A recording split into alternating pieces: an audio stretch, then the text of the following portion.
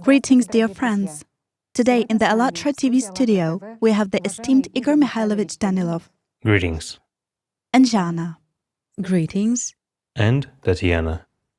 Thank you, greetings. Let's introduce her at least once, because she always introduces us, but we have never introduced her. Thank you. Igor Mikhailovich, Jana. Some people who are just getting acquainted with the ALLATRA international public movement, or who have superficial contact with the ALLATRA movement, ask themselves, what is ALLATRA as the international movement? Yes, they understand that it's a huge worldwide movement, that ALLATRA engages in social projects, fundamental research, and holds conferences with thousands of venues and interpreting into dozens of languages of the world. There are a lot of projects and areas in ALLATRA, including climate, medicine, scientific studies, research in physics, metaphysics, as well as IT, in particular the artificial consciousness Jackie. Here is another point. If various organizations, including religious organizations, some sects, fit everything under one scenario of some sort, under one ideology, and try to explicitly demonstrate their large scale, that's how big we are, what giants we are, by declaring the number of their participants, ALLATRA, on the contrary, acts according to some completely different principles. First of all, it is diverse and multifaceted, from the scope of activities to the composition of the participants. And there is also a comparison that it's all sort of scattered around the world, a little bit here, a little bit there, but there is a little bit in every city of the world. And the bottom line is that ALLATRA is everywhere. In ALLATRA, there are representatives of various religious denominations, people professing Zoroastrianism, Hinduism, Christianity, Islam, people who practice ancient power practices, people who believe in aliens, in shamanism, in voodoo. And among them, there are plenty of atheists in ALLATRA who are digging into facts. So a layman has a question, what is actually going on? What kind of a motley mix is this? Hence, I was asked to address a question to you. So I'm asking you, Igor Mikhailovich, what is ALLATRA? ALLATRA is not a what. ALLATRA, my friends, is a who. ALLATRA is all of us. ALLATRA is humanity. That's what ALLATRA is. Just as in all of our humanity, in ALLATRA there is everyone. As you have already listed, there are Christians, Muslims, Buddhists, those who practice shamanism, and plenty of atheists. This is really so. ALLATRA is a new and unique phenomenon in general that has never existed in this world. This is indeed so. For some reason, they try to fit us into some kind of a pattern. After all, people's consciousness always tries to fit something new into some understandable framework, right? So they try to do the same to ALLATRA. Some people try to fit ALLATRA into some political trend, alleging that ALLATRA engaged in geopolitics. Others try to fit ALLATRA into some religious trend, into a sect. So they say it's some kind of a mixture of some strange religion, that it has a little bit of everything from everywhere, and it's as if something new. There are attempts to impose something on someone, and so on. Again, all this is happening because people observe ALLATRA superficially, as you have already said, and judge partly based on ALLATRA TV, on our videos, on what I say, or on what other people say. So, after familiarizing themselves with it a little bit, after conducting sort of an analysis, as they say, well, the analysis is conducted again based on what they see and literally bit by bit from everywhere, without going into the essence of ALLATRA international public movement. Therefore, they make hasty, and I would say wrong conclusions about what ALLATRA is. But ALLATRA is not a what. ALLATRA is a who. ALLATRA is all of humanity. It is diverse, just like our entire humanity. After all, we are all different, right? Right. Everyone has their favorite politicians and their favorite performers. It's the same in ALLATRA. In ALLATRA, there are politicians, representatives of different religions, I mean clergymen, and believers from all over the world. After all, today, as you have said, there is indeed not a single corner left where there are no representatives of ALLATRA. They are everywhere. Everywhere there are those who have understood the essence of what ALLATRA is and have joined in. Again, as of today, ALLATRA is objectively growing very fast. And the question is, why? I know that many are concerned. It's such a phenomenon. Some are worried, and some are just wondering, what is so special about ALLATRA? And for some reason, a lot of people attribute this to me. They say that I'm kind of the leader of ALLATRA. Guys, there is no leader in ALLATRA. There is one leader in ALLATRA. It's a human being. And ALLATRA is, first and foremost, humanity. That's the essence of ALLATRA itself. And what is ALLATRA united on? A simple question. On humaneness. On that best which is in all of us. That is why there is no leader as such. No one is either superior or inferior. ALLATRA is something new. And I would say it is so unique that today it's impossible to give it a definition of what it is. I understand that some people, again, based on superficial knowledge and patterns in their heads, will start attributing us to some organization, again, inventing some patterns for us like sect, politics, some geopolitical trend, or something else. Guys, we already talked about this before. To be honest, we don't really care what you call us. But in each of you, there is that particle which reaches out to ALLATRA. This is indeed so. Because today, what is being discussed in ALLATRA, and what unites everyone in ALLATRA, it unites even those people who haven't heard and aren't familiar with ALLATRA yet. But the time will come, and ALLATRA will be known to everyone, and ALLATRA will live in everyone. That is true. So, people from our whole number, and as of today, how many do we have? 7 billion and more than 800 million. So ALLATRA lives in more than 99%. ALLATRA is God's love, if we speak the language of religion. Again, why do we often use religious terms? Why do we talk a lot about God? Because who else is there to talk about, my friends? Because the reality is that today, out of those 7.8 billion people, 6.6 billion are people who profess one or another religion. That's official. And in fact, all of us, even atheists, all of us feel that there is something good. And even the worst among us who think, that's it, I'm so bad, I'm kind of sinful in everything, to the point that they deny God. And love for Him still lives in those of us who deny God, and hope for the best still lives, and we still want what is best. Even those who manipulate the masses just to elevate their crown, to make a little money or something else. I mean, those few tyrants who remain in this world. They are human beings, just like us, and they have a lot of good and humane qualities too. It's just the conditions are such, the conditions of the consumerist format in which we all live. And there are these rules of the game here, which were imposed on us as humankind 6,000 years ago. They made us live precisely under such rules, where man is wolf to man, where the worst that is in us, in people, is dominant in society, and the world is built according to such bestial laws. Yes, we write beautifully and correctly, but we act not humanly. We act with hatred,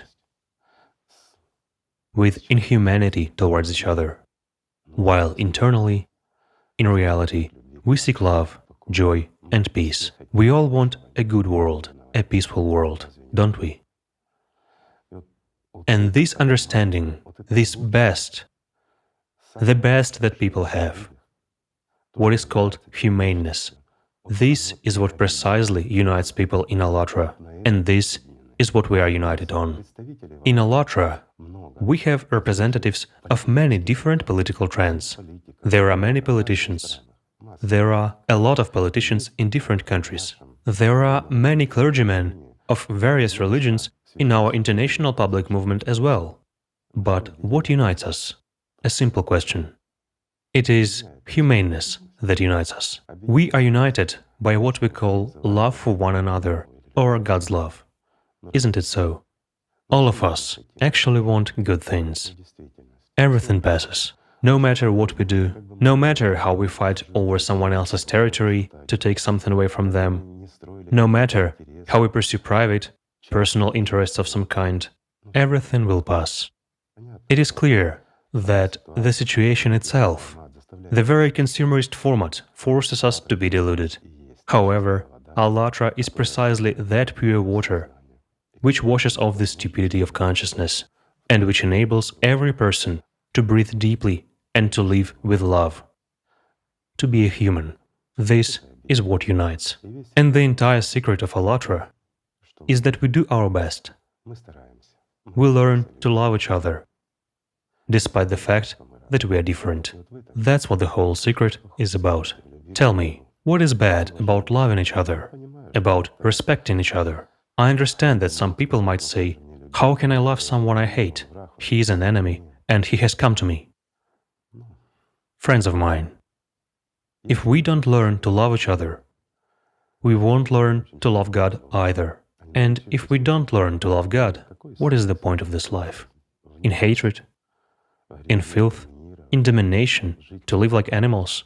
After all, animals live by domination. Why? Because they don't have a soul and don't have love. They only have consumption and struggle for power. But we are people. We are not animals. This is really so. And everyone knows this. More than 99% of people know and share this. And more than 99% of people want to live in such a society. And we must build it. This is not geopolitics. This is a need. This is what our prophets told us about. This is what they really wanted.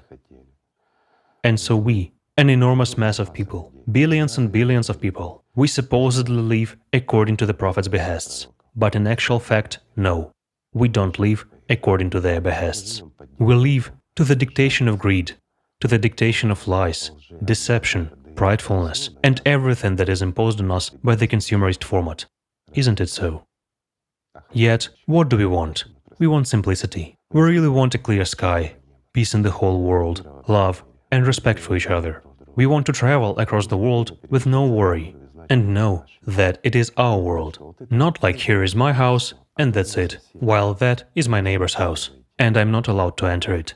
In order to enter it, I need a bunch of papers or something else. Guys, you have to agree, it is stressful. We just want to live as one big family, to eliminate discord, to eliminate squabbles, simply to live as the prophets bequeathed to us.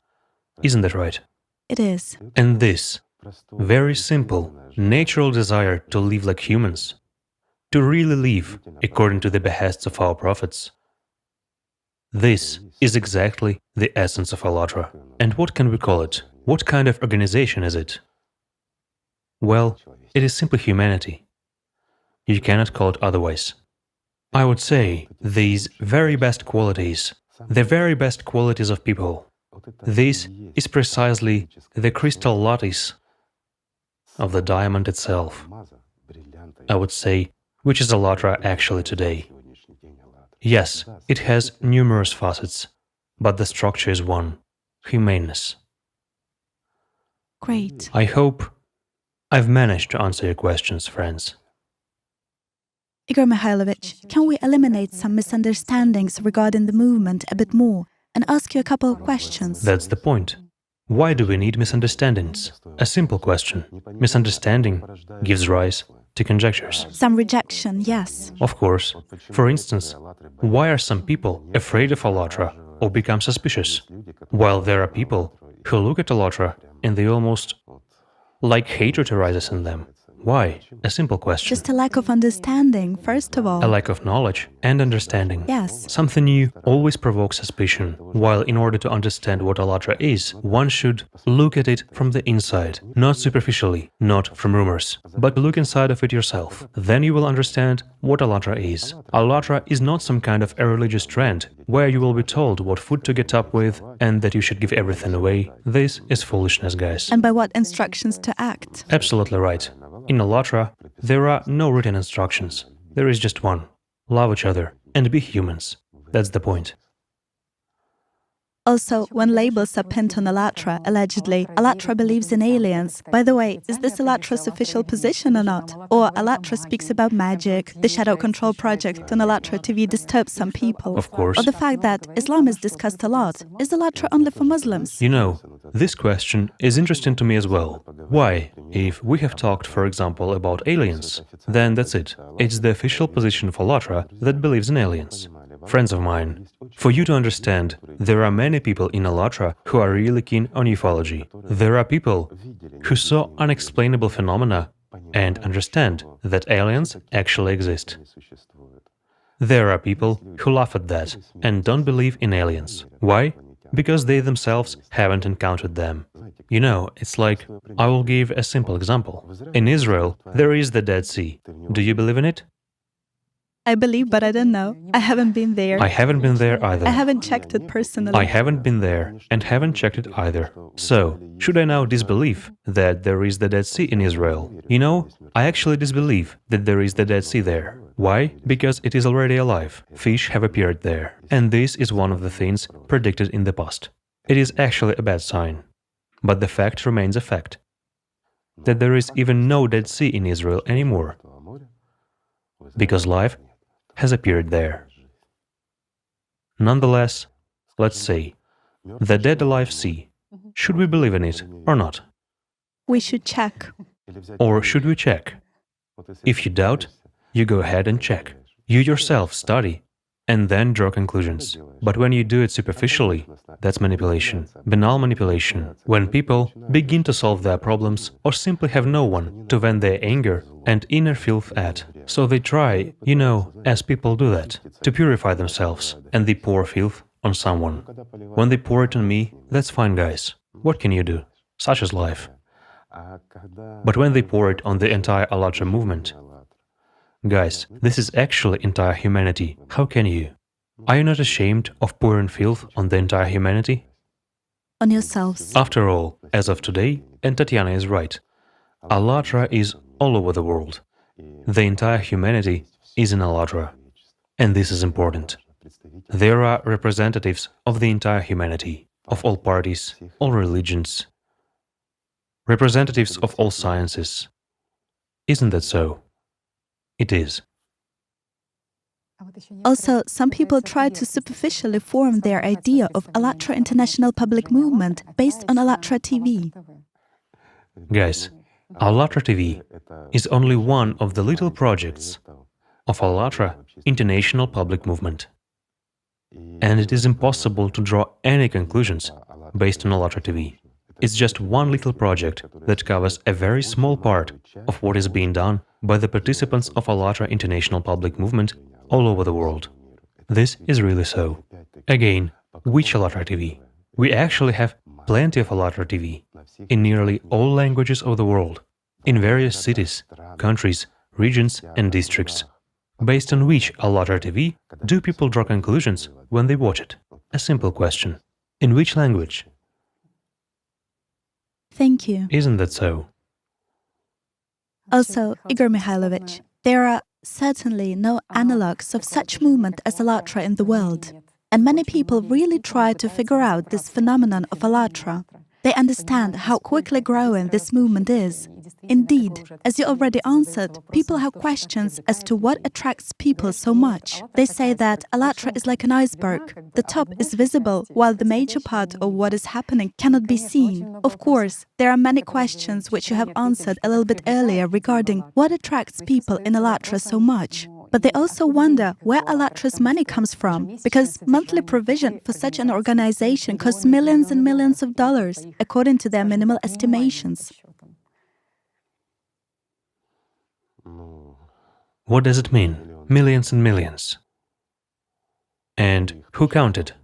It is somehow... Igor Mikhailovich, the question is acute. Where does the money come from? They say that ALLATRA has more money than the Vatican. All intelligence services of the world are searching because Soros, for example, wouldn't have enough money to organize and support such a tremendous movement as ALLATRA. It is said that, for instance, production of only one film, Atlantis, The Elite in Search of Immortality, costs more than $1 million. And if we talk about a more large-scale project, such as the Universal Grain, the estimated cost of this project, according to United Nations pricing, is tens of millions of dollars. So the question is straightforward. Where is the money from? God gives it. I understand that for people who don't even believe in God, this answer is somewhat tricky. But you know, as a matter of fact, God actually gives it. He sends inspiration to some people, and a person gives rise to some project, an idea of the project itself. To others, he sends an opportunity to implement it. Right? Well, those very funds. Right. And to still others, he sends enthusiasm, ardor, and willingness to execute it, and the project is born. Isn't that so? It is. Therefore, friends, no matter how funny it looks, it is actually God who gives it. God gives us life. God gives us opportunities. Those opportunities which we implement not for ourselves, but for people, for making the prophet's dream come true, for something good. That's when, indeed, God helps everyone who wants to do and does what is good, not those who accumulate for themselves and deprive poor people of the last penny. Those get help from the devil, from Satan. But it's not for long. It is temporary. They know this. That's why they are so embittered. While to normal people, God gives. That's why each of them does what they can. Someone generates ideas. Someone helps financially with that very money, while someone goes ahead and implements. That's where the money is from. Yet, what's the point? Just tell me. I understand people's question. I honestly understand it. And indeed, all services of the world have been searching for our money. This is true. And they continue searching. And the first thing which sounds is that ALLATRA is a sect that has a lot of money, and the money is supplied to them. Some say this country supplies, others say it's that country. Well, you know, such a fight is going on. And they throw it at each other, like in badminton with this... Racket, yes, back and forth. Right. They throw a shuttlecock back and forth. The same as shuttlecock, yes. So ALLATRA is like a shuttlecock. It's a project of these secret services, it's a project of those secret services. Some said it's Soros' idea, and so on. Guys, we don't mind. If you want to help, just help. Even that very Soros invests a lot in good as well. A lot, I don't know it what else. Some people say that he invests in some political movements, but on the other hand, if he as a person wants to do at least something great and good, well, why not support, let's say, the ALLATRA movement? We actually don't mind. It's just that, do you know what the point is? The point is that no organizations and no countries help us. I'm saying this with regret. It is really so. Would funds do any harm? They wouldn't. We could do more. But we ourselves, we people, solve these issues ourselves. We don't actually do it like other organizations do. We don't collect money and don't accumulate it because we know that it is pointless to collect valuables somewhere where a thief breaks in, or someone comes and takes it away, or, pardon me, it just disappears. At ALLATRA, we accumulate the highest values, the true wealth, derived from the Russian word «bogatyrit», meaning to accumulate God, to accumulate His love. This is the highest value. And again, we have already said, ALLATRA is all of humanity, and no matter how you twist it, everything belongs to humanity. That's where the money comes from. The most important and the main thing is that many of us do it all just from the heart, in our free time, at our own expense, even at a loss, so to speak. But we do for people. And you know, when you act this way, you actually feel good inside. You feel better inside when you have spent time not online on the couch, or going, I don't know, hunting with men, shooting animals, drinking vodka, or playing cards, you know, an ordinary man's life, but actually on communicating with friends, talking about good things, about love, and the meaning of life is much more pleasant than killing someone, even if it is just a hare. What harm has it done to me? Why should I kill it? After all, I am sated, and since I am sated, why would I want anything in excess? Isn't that so? That's the point. And that's what unites. The truth and love is what unites. And when there is love, truth, and friends, you don't need money. We do everything ourselves. It is true. However, money really plays a huge role in the consumerist format nowadays. No one is saying that money is bad. No. Sometimes people do bad things to get this money. But that's what ALLATRA is distinguished for. We try to do good and in the right way. And our earnings, we don't, pardon me, act like everyone else. That is, everything is just for oneself. We share with people, and it feels good. Yes, indeed. It has been scientifically and experimentally proven that altruism actually helps much more to a person who seeks to help another person, and last of all, to the one whom he helps. And now, Jana has told us the biggest secret, the secret of humaneness, which is concealed from us. If you want to be happy, make other people happy. Then you will also be happy. This is the only path to happiness. If you want to be loved, love others. Begin to love. Really love other people and help them.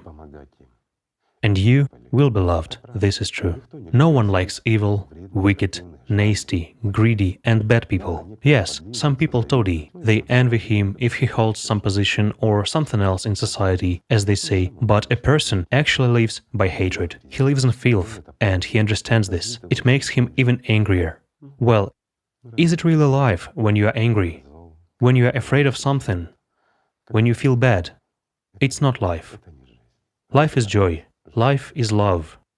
Life is life. Yes, it is really so. In fact, hedonistic pleasures eventually bring only depression, because when a person acts only out of selfishness, for his own benefit, he chooses some video games, some entertainment, which do not bring any essence for life, or something that can really please him as personality, meaning to fill him up internally. Sometimes it is such a waste of time. The time which is wasted in vain. Do you know what the most valuable in this world is? Jana once said, it is time. That is true. There is nothing more valuable than time. It is running out and doesn't return. We can earn back the money we spent. If we gave something to someone, it may return to us, but time will never return. So wasting it on what is empty means to simply dissipate your life.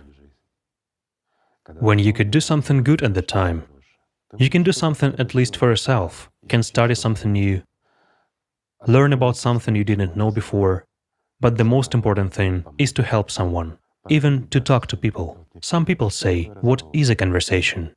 Well, I've talked to people, so what? What's the point?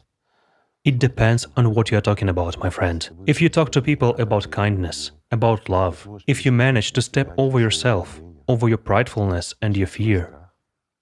A lot of people are actually afraid to start talking to people. Why? Especially on the topics like love, peace, mutual respect, and the creative society. Isn't it so? A fear arises. Will I be understood or not? Yet, who speaks in you and who holds you back? Just start, and you will see that it is wonderful, right? Instead of just wasting your life, pick up the phone, call a friend and talk to him or her. Have a conversation, especially to someone you don't want to talk to. That's the best option. You don't want to talk to someone not because he's your enemy or something else, but because you just don't want to. You know, such antipodes. Why? Because we don't know each other. That's what our problem is. We only live by a superficial perception of each other. You know, we are actually like animals. We look at external aggression, we become aggressive ourselves, and we separate one another. But throw off wolf masks and talk to each other like human beings. After all, there is both a beast and an angel in a human. Talk to an angel and be an angel, and the beast will move away. Yes, in the beginning, a beast may manifest, because he sees your image, and he has the same attitude as you had towards him. But when he understands that you treat him without evil, when you treat him with love as a human being, my friends, how can someone not perceive it? Unless he's totally crazy, or someone who, clings to Satan, or to his tail, or to his horns. But those are few. They are less than 1%.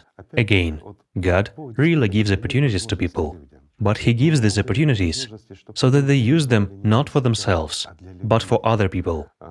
Then it is wonderful, then it is splendid. Thus, God gives opportunities to that very ALLATRA for doing what we actually do, and we do it for everyone, for all people, regardless of religion or political views. This is wonderful, and this is splendid.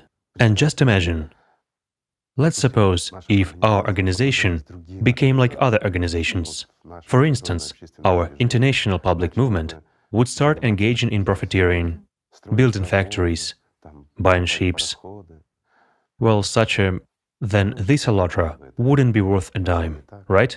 And despite the fact that it has such a high-flown name and a beautiful guise, well, it would be another, pardon me, consumerist machine. So, what's the point? But, thank God, we, the people of ALLATRA, actually stand guard, so that ALLATRA remains like a breath of fresh air, like, a glass of clear spring water in this world that is filled with not what we would like it to be filled with. Therefore, we must do our best to ensure that fresh air and clear water, accessible to everyone, would be all over the world, as well as God's love for everyone without limitations. Thank you. Indeed, opportunities are given to people, to those who place other people before themselves, and that's when these opportunities do not run out. But as soon as a person puts himself before people, opportunities actually disappear. The devil can surely give him something, but that's something different. And the difference is huge. Right. Also, people come up with the question, again, it is really so joyful that many people already act. They surprise and inspire other people to act. So, a question is asked, how is it actually possible to stimulate people so that they act for such a long time, with such an enthusiasm and such a responsibility, such a responsible approach to what they do? Because, for example, certain companies or organizations have entire special divisions and HR departments that invent various methods of how to stimulate people to act. While here, such a tremendous gratitude to people for their inspiration and such an example. Yet, there is also one question regarding an organizational point.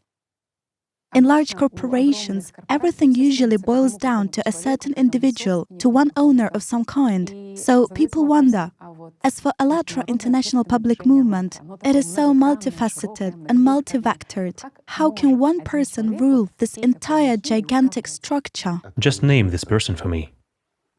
For instance, some people will point at me and say that it's me. No, friends, I absolutely don't rule and don't have any relation to ruling ALLATRA, just like anyone else. This is true. Nobody rules ALLATRA. ALLATRA is unique. There is no one who dictates here, and there cannot be. ALLATRA lives on its own. It is life. Who rules people's life? Tell me. Well, there are fellows who try to rule and manipulate our behavior, driving us into limits of one or another kind. But again, it is done through laws and everything else, and we, as law-abiding citizens, are obliged to comply with certain laws. Well, and many other things. However, guys, this is manipulation over our external, while I am talking about the inner life, about that which gives life. Who rules it? A simple question. We ourselves coordinate each other's actions, yes. In this case, what relates to the ALLATRA movement? ALLATRA is self-organizing. I have already given an example. There is a person who has got an idea. It has been supported and implemented. There is responsibility. This is true. There are coordination centers. What are coordination centers and what are they needed for? For coordination and interaction of people all over the world. This is transfer of information and concurrence of certain actions. By no means should this be associated with politics, with geopolitics, or something else. Guys, those of you in whom such thoughts arise, just relax. ALLATRA is beyond politics and has no intention to go there. We don't need politics. This is true. Don't worry and don't be afraid. We are no competition for any politicians. In ALLATRA, there are a lot of people who support some politicians, while others support other politicians. However, inside ALLATRA, no political debates are held. Everyone chooses whom they want. And we are united based on something else, on humaneness. And there is no hierarchy in ALLATRA, and there cannot be, but there are responsible persons. What does a responsible person mean? It's not a substitution for a chief by any means. It is, for example, when people begin to implement a certain project, and there is a person responsible for its implementation. He is exactly responsible for ensuring that people who are hanging on Satan's tail, or on his horns, or, pardon me, are deeply in his anus, wouldn't get in. But the anti-ALLATRA, in order to shift this movement, doesn't matter in what country, towards some political decision for somebody's benefit. So, responsible persons are actually needed for ensuring that there is no manipulation on the part of people who have lost conscience, have lost honor, have lost everything humane. But they are sly, deceitful, of such a kind, and they try to manipulate. So in order to eliminate manipulation, in order for ALLATRA not to be turned into another sect or religion, and what is a sect or religion? As a rule, it's a code of certain rules, Monopoly on the truth. monopoly on the truth, while everything else is rejected. ALLATRA doesn't fit into such images. Why? Because we said, we have religions of the entire world. They are in ALLATRA. And no one should dictate to anyone, forbid or something else. Yes, we are all together. We try to get to the bottom of the truth. Don't we? We do. But there are responsible persons. And these responsible persons, who are in every project, who are in coordination centers, these are people, these are all of us. Also, we, all participants of the international public movement, are responsible for ensuring that what has already repeatedly happened on this planet named Earth, which all of us live on, wouldn't happen to ALLATRA. So that it wouldn't happen, that the truth would be altered for the benefit of some organization. When a certain organization monopolized this truth and altered it for its own convenience, in order to become a powerful organization. When the truth was replaced with something completely opposite to what the prophet had said. And later on, this opposite was imposed on the minds of the followers of this organization. This is what mustn't happen. We mustn't roll down from higher values, from our humanness to what is beastly. We mustn't take it all and eventually turn it into some really a geopolitical movement with the purpose of conquering the world or something else. As a matter of fact, only people who have ceased to be people, only they can think this way and allow that. However, the temptation is strong. It is strong for many people, and we have seen it in many countries. We saw attempts of manipulation. We saw it when people tried to incline to one or another party. We saw how various groups of people tried, let's put it mildly, to entice participants to their side when they had such a serious struggle for power. But ALLATRA is wonderful because there is freedom of religious beliefs and freedom of political choice in it. Just like all over the world. As long as politics exists, people have the right to elect and to vote for anyone they like, for anyone they consider worthy of their votes. As long as there is politics, as long as there is the consumerist format, yet we together strive to implement the dream of the prophet, of all the prophets. Igor Mikhailovich, we speak of getting to the bottom of the truth. You mentioned the prophets. Let's approach this topic a little bit. The thing is that some people have a dissonance because if we talk about the prophets, about the Son of God, Yes. about those who came into this world, they simultaneously spoke about the flourishing of humankind, about the golden age, about millennia of happy life, and at the same time, they spoke about the end of times, Right. about the Armageddon. So there is also a lack of understanding regarding this point. Is it possible to bring some clarity here too? Yes, misunderstanding arises among people because our prophets, and I want to say it right away, all the prophets who came are all ours. They came from one God, and they came to the whole humanity. That's why all the prophets are ours, and this is indeed so. Prophets could not bring different truths. They brought one truth. That truth was always simple, and the essence of it was exactly what we call the creative society today. But prophets said that humanity will come to a certain time when it will face a choice, and when we will have two ways. One way is, what we call the last hour, the judgment, the apocalypse.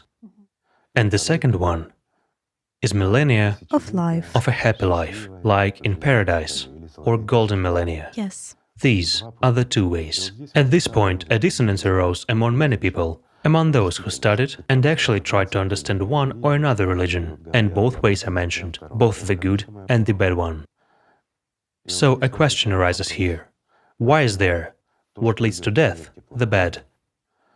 And why is there also what leads to life, the good? And how is it? First there will be something good, and then there will be something bad? But it is actually said about the judgment, when everyone will die and no one will stay here. Alive ones will go to alive ones, dead ones will simply die, and so on. But what about the golden millennium? While all this confusion, my friends, arises because someone once altered the words of the prophets, usurped the truth, and then they told fairy tales from their minds, just children's tales, because something had to be told and it had to be explained. And that's where this confusion came from. Eventually, people who try to understand their religion, believers, come to an understanding that something is wrong. Because yes, there are religious fanatics, I'll digress a little, who believe and they forbid themselves to think differently. They act the way they are told, in order to be saved, and they sweep everything away. They feel that something is wrong, but they forbid themselves to even think about it. But everyone can actually feel where the truth is and where lies are, where fairy tales are and where the reality is. I will give a simple example. Let's talk a little bit about this, expand it a little bit, so that our friends can understand what we are talking about. For example, how will people rise from the dead? Because it is said, they will rise in their bodies, right? That's the way it is said, right? Yes, from the ashes. And what is our vision? That there will be Judgment. the last judgment. God will sit on a throne. On a throne, yes. In Christianity, it will be Jesus Christ. He will return On one side, there will be acquitted. and he will judge. It is sort of the second advent of Jesus Christ on earth. It will be the universal judgment, and so on. Friends, I will gradually clarify the dissonance which arises in every one of us. Those who try to figure this out. Those who are endowed with thinking at least a little bit, and not just believe in what they are told, because those who simply believe don't actually believe in anything. They want to appear, but not to be, while those who feel that there is something, they search for it and they look into it. You see, for example, when a person is looking for gems, he takes them, touches them, washes them, and distinguishes them. Otherwise, it is possible to collect simple stones. For instance, why would you need a slate if you are looking for emeralds? That's how people act. They take one thing, they touch another thing, and look. And so the question arises, how will we all rise in our bodies, right? And another question arises, what about and who said it, violating the words of Jesus Christ himself? Yes. Because Jesus Christ didn't say he would come here again, did he? Recall, what did he say? He said he would send another one, but he didn't say that he would come to judgment and would judge. That was invented by people already. And those conjectures and attempts to explain it, they simply erased the truth. They substituted it, and fairy tales came to us, which we don't understand. And what the prophet told about, what Jesus Christ told about, it is all forgotten and erased. But it was true. So, what else is the point? Man rose in a body from the dead by the will of God. Yes, anything is possible to God. But I have another question. In each of us, in you too, friends, there are particles of millions of people who lived before you. There are particles of distant stars and everything else. Now imagine, millions of subpersonalities, the dead ones, have risen and taken their particles back. I have a simple question. What will you be standing on during the judgment? And what will you look like?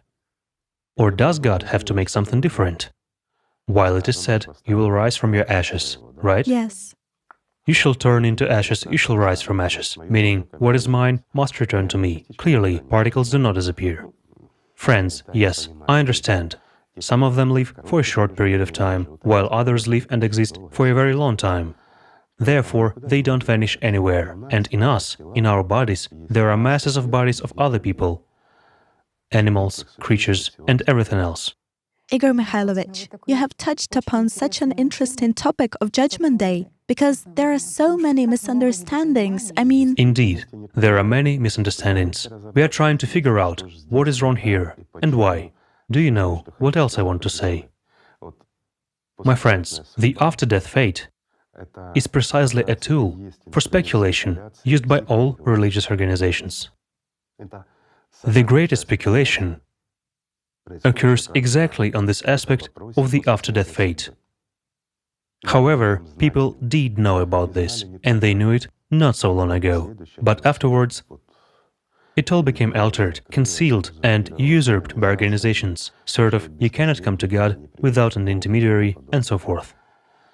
Well, let's look into it, since our friends are interested. In particular, there was a misunderstanding about this on the part of a Christian woman who grew up in the Orthodox tradition, because Jesus Christ said that the alive ones do not come to judgment. Specifically, in the Gospel of John, the following is mentioned: "Very truly I tell you, whoever hears my word and believes him who sent me has eternal life and will not be judged." Very clear words. Look, Jesus Christ said this. But what was said afterwards? That they have life. That all would come and all would be judged. Yes, that they will be divided. But some will be taken to heaven, while others to hell. Yes, eternal torment and afterwards eternal life. Guys, I just have, a simple question always arises for me. Who gave people the right to twist and alter the words of Jesus Christ or other prophets? Yes, in Islam. Everywhere. This is also mentioned, actually, that alive ones do not come for judgment, that only dead ones will be judged. All God's messengers tell the same truth. It is one. Why did the prophets come one after another, after a different period of time? When the truth had been usurped and altered by someone, another prophet would come, and he would bring the same truth and talk about the same things. But the essence of all these messages boil down to the point that people should, first and foremost, love each other, live honestly and righteously, right? Right. Meaning, they were talking about building the creative society and about the easy path of coming to God. And they spoke simply, concisely and clearly. But, my friends, let's digress from the Judgment Day a little. I just want to tell you why it was done and why it all arose. Let's just imagine. especially those who are already versed and understand religions at least a little bit, as well as the essence of the Holy Scriptures, not of just one religion, but preferably several. So here arises a question. Why was the truth usurped and altered? We don't take the human factor, it's obvious, greed, simony, and everything else. This is inherent in human beings. But why was it altered exactly in this way? Just so it would be possible to make it a state religion. Let's just imagine the truth brought by Jesus Christ, which was given to all of us. And in fact, it is the creative society in its purest form, Yes. which should bring us to the ideal society. It is as the ultimate goal, Eden in the whole world. Could this teaching become a state one? Of course not. Let's say, would Constantine, Vladimir, and many others take the creative society as a state idea? An idea. Let's call it, pardon me, in a modern way, creative society. They surely wouldn't. Why? A king, a usurper and the like, a tyrant, and he suddenly takes something that should deprive him of his power and place him, the king, on the same footing as, pardon me, a stableman or a cook? Would that be conceivable? Surely not. It is inconceivable. What does an organization want? An organization wants money and power. Any organization except ALLATRA. And this is really so, isn't it? Yes, it is. Here is the simple answer. That's why they took and altered it. And what do people want from religion? A simple question.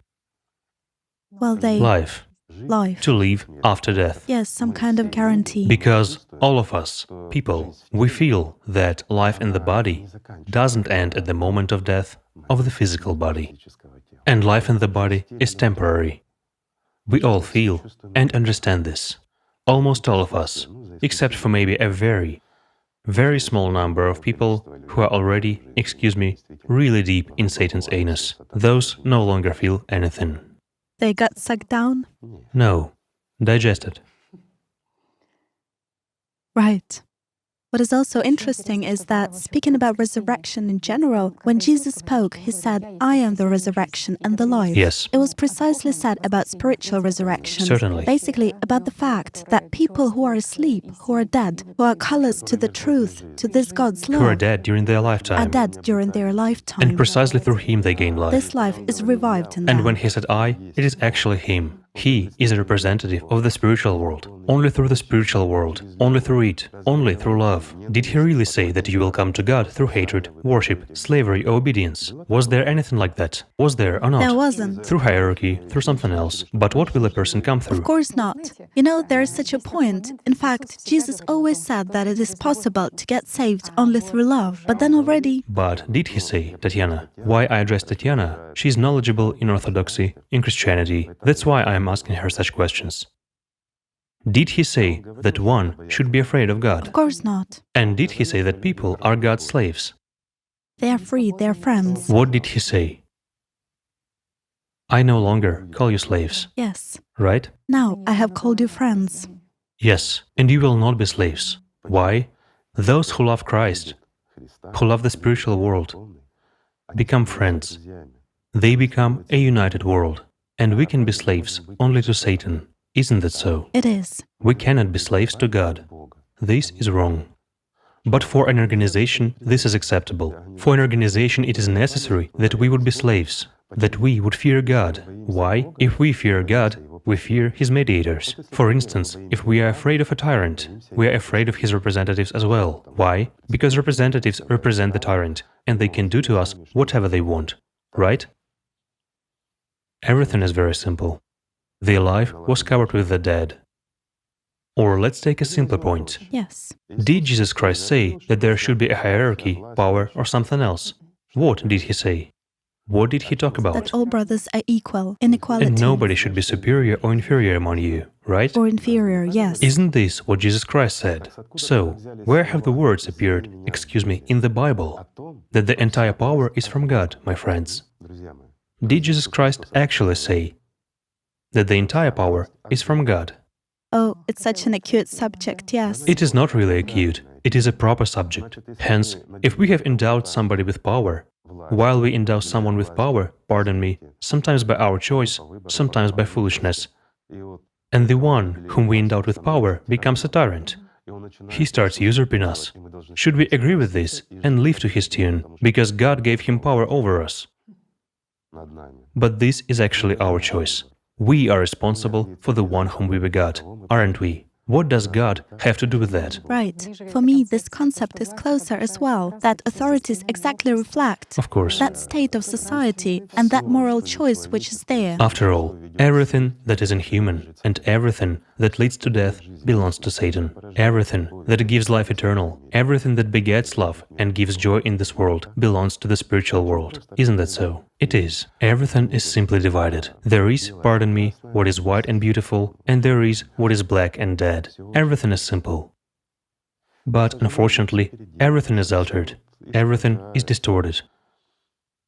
So, the point is exactly in removing these distortions. People say, what's the point and what's the gist? This is the point and this is the gist. Again, going back to that very God's judgment, as they say, it is actually said that the alive ones will not be at the judgment. How can an alive one be judged? It is dead who will come to the judgment. And here a question arises. How come the dead will come, but didn't the messengers say that a human undergoes two deaths? The first one and the last one. The second death.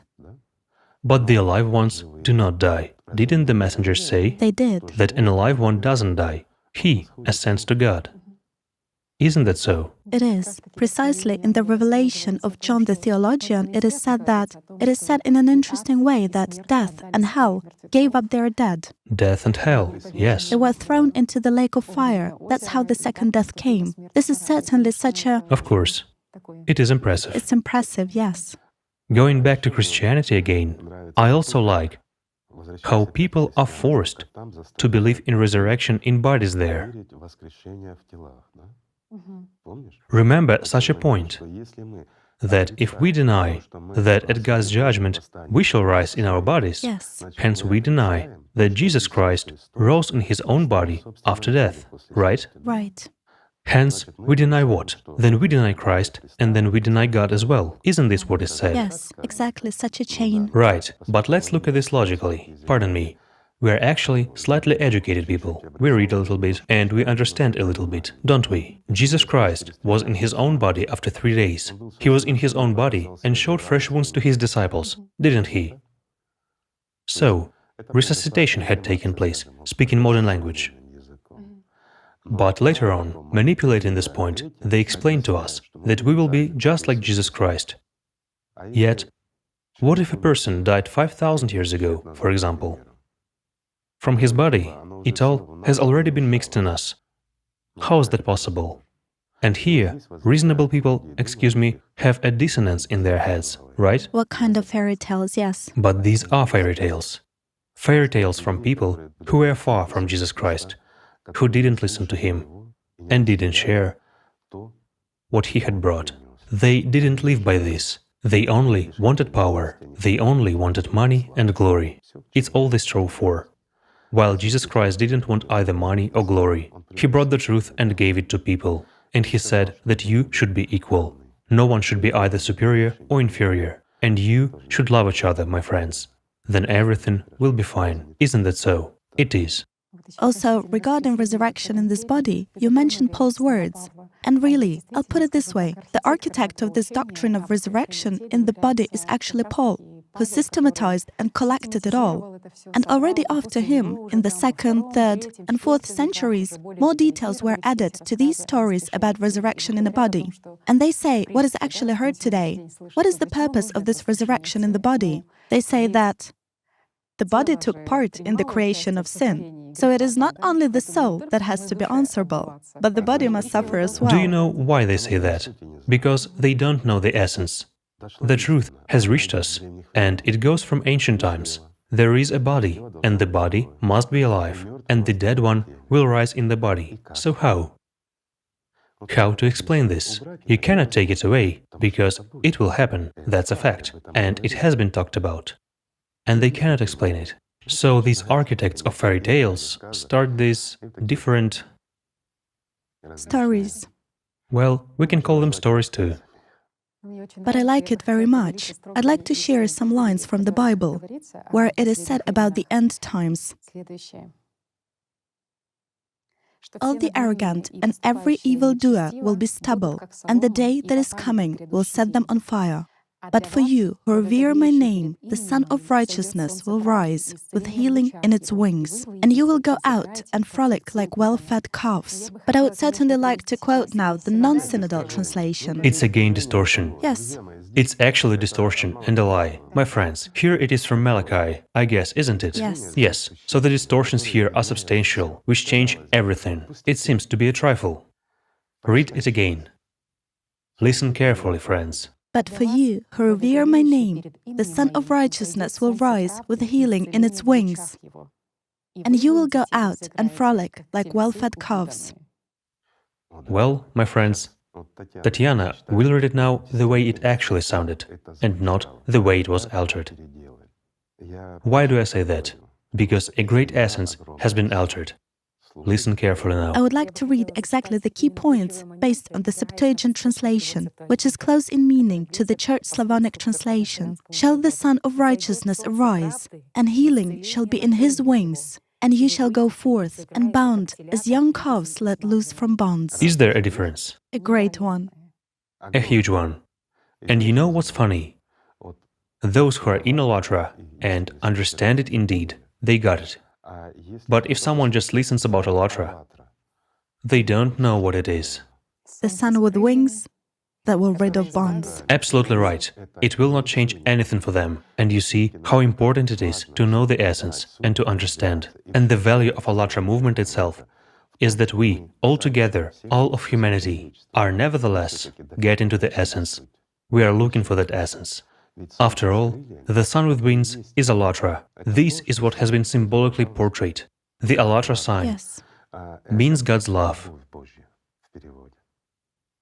Indeed, and It will rid of bonds. it will rid of bonds, or you will be a full-bellied, fatty Well-fed. calf. Yes, exactly. There is a difference. Are you a cheerful, free calf? Or do you lie on a couch overweight? In my opinion, the difference is huge. I apologize for the jokes, friends. When you encounter such things, humor is very helpful. Igor Mikhailovich, we just talked about Judgment Day, and we would also like to discuss what we already observe nowadays, that indeed we are living in the end times. For sure. And all the signs of the judgment hour, the last hour, as they say in Islam, are present. Right. Nobody knows when this will happen. Yes, But what is implied by the point that nobody knows when it will happen? It is actually implied that the final choice will still be up to people. Why? Because it was said God knows when the live ones will judge the dead ones. Meaning, we, who are now living, determine not just our destiny, but also the fate of those who died before us. All those who died over the last 6,000 years. Again, why? We can run into a long conversation. Let's just briefly explain a little bit. If there is such a desire, of course. of course there is, for sure. Okay, let's go step by step. What does it mean that dead ones will rise in living bodies? We already discussed this more than once. Not what Paul and his followers actually spoke about, and in various religions also. Yes, of course. But the dead ones will rise in bodies of the living ones. Is there a difference? A little emphasis, a substitution, and that's it. And it changes everything. Indeed. What we will now say may sound as something new, or as fairy tales for someone, or something else. But this was mentioned a long time ago, and people knew that at the end of times, when, let us first talk about the end times, about their signs, and then we will tell people about judgment. Okay. Let's provoke curiosity in our friends. Friends of mine, we should sort this out, because we have now started. We have again approached what is essential, the very meaning and essence of this last hour, but we haven't discussed its signs. After all, we are really living in those times, in the end times, when we, the alive ones, will actually judge the dead, including ourselves as well. Look, what kind of God's grace and what kind of love He has for us, that He has given our destiny into our hands. What does Satan do? He always strives to shift responsibility onto someone else. We are ready to believe in anyone, in the Comforter, in Imam Mahdi, in Mashiach, in whoever else, to shift responsibility onto anyone so that he comes, does something instead of us, and decides everything for us, while we will submit to destiny. Whatever they decide, that's how it will be. Guys, no one will do anything instead of you, because the Lord Himself has given you the right of choice, to live or to die. And now, I guess, we will talk about the signs of what we are approaching. You know, I would like to tell people even more. I would like to talk about the sign which will occur literally in several days, and how important this is. But let us go step by step. Looking at what is happening in the world today, we really understand that we are living in the end times, and all the signs of the last hour indicate this.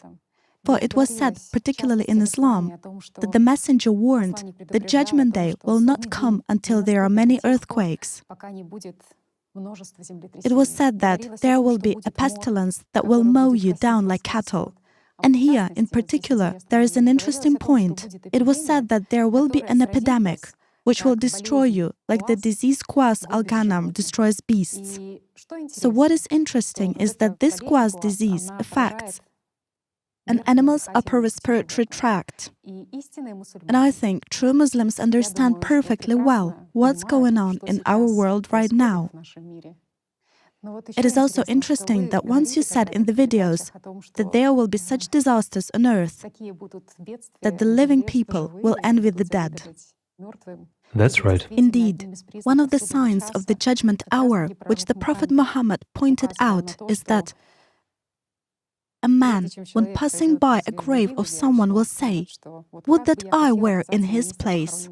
And unfortunately, he will say this not because he wants to meet Allah as soon as possible, but because of the severe calamities that will happen, yes. will happen. However, I would also like to touch upon... This is one variant of the course of events, but there is another one. Yes, this is really so. The signs of the last day that are actually happening now are numerous. We have started talking about it. We have provoked curiosity. We have mentioned a certain sign a bit earlier. It is really the key moment that will happen literally in a few days after you watch this video. It is the future for us now. But soon it will become the present, and then the past for everyone. A very significant event will take place. I would say it is pivotal. And it changes the whole world drastically. Many, of course, will perceive it, that event, as something unserious. But soon, the whole world will know about it, and all people will understand its importance, the importance and the value of this event. But what people will choose is still up to people. It is their right of choice, granted by God. Well, let's talk about this event. Let's do it. It's very interesting. I understand that we are already provoking curiosity. Guys, we didn't mean to. It's just that we want to tell you a lot and not miss anything. We want to be clear to you, so that you understand the importance of this moment and the importance of what is really happening right now for the entire humankind. This is not a play on words. It's a fact that is hard to understand by means of consciousness. Why? Because it concerns the issues of metaphysics. Indeed. Let's look at the event that is going to happen, literally, in a few days. What is its importance? The importance of it, and the key point, is that the world will change. It doesn't mean that something will change drastically or anything. Some people will treat it, sort of unseriously. They will say, well, people from all over the world have gathered. Yes, they have done something, but it hasn't affected my life in any way. It won't be immediately. But that's the way God acts. Everything happens naturally, normally, and gradually.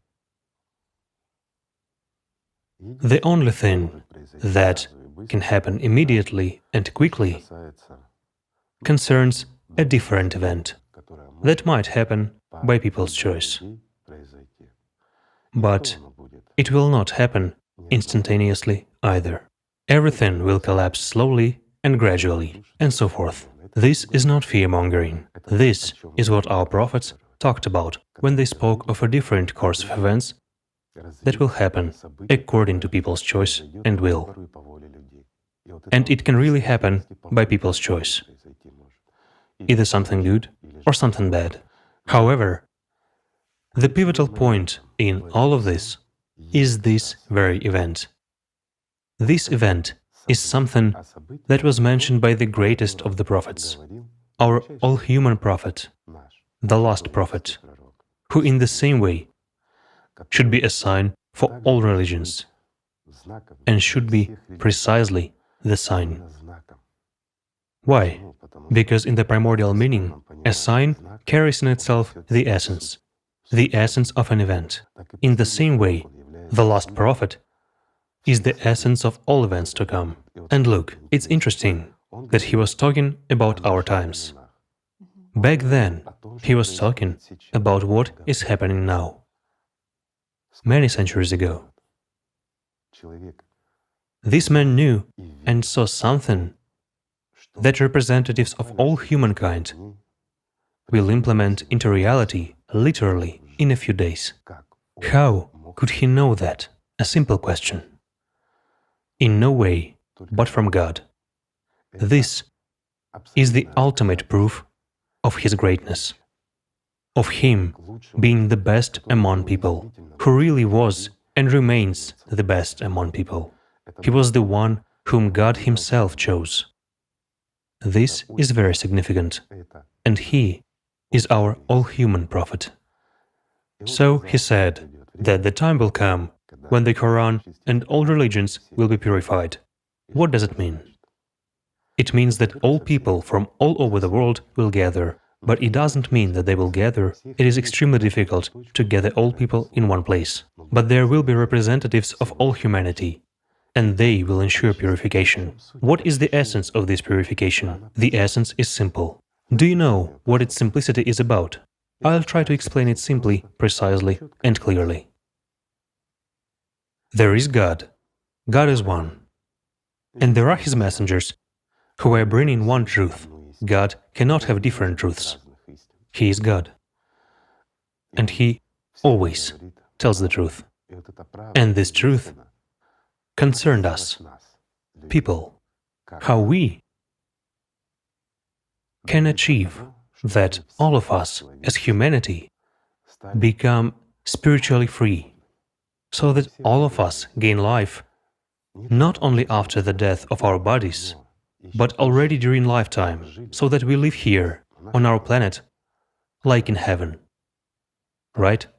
This is possible only when we fulfill the will of God and listen to the one whom God himself has sent to us with his truth. Isn't that so? It is.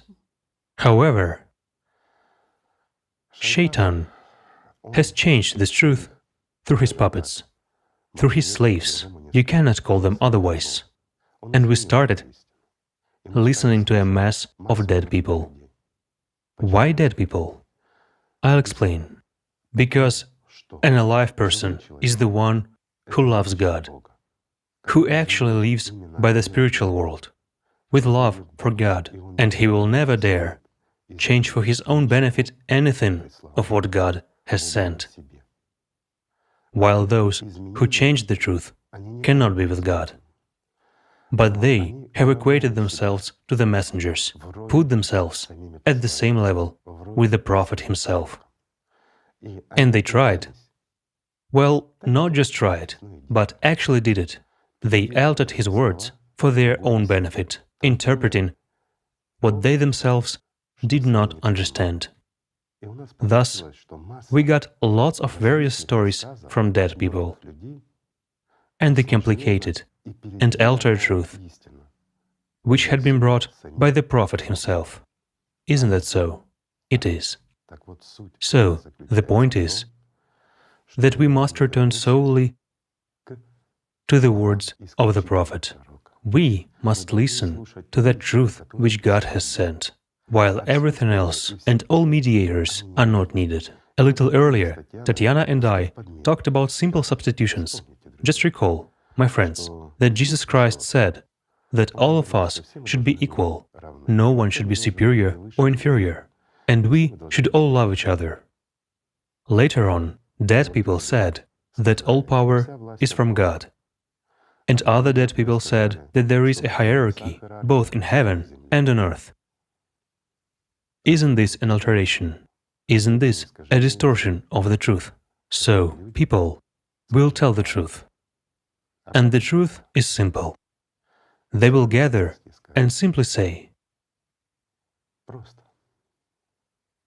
that we should love God. God is one, and all prophets are His. We shouldn't listen to anyone except them, and there cannot be any mediators between God and us except the messengers. If God wanted any one of those who told us, well, I mentioned a little earlier that all power is from God or something else. If God wanted them to say so, He would have appointed them prophets. But He didn't come to them and didn't send anyone. It was Satan who came to them. And they referred to God and said what Satan whispered to them. So, can these people who are, pardon me, I'll put it simply, who are deep in Satan's ass, can they teach us how to enter paradise? No, they cannot. Only the alive ones can teach us how to become alive. And the alive ones are those whom God sent. Those are our prophets. That's the point. Therefore, I would say it's the most important event in the history of humankind, when people, having united, will ensure purification. Yet, it doesn't mean that everything will immediately be stopped. No.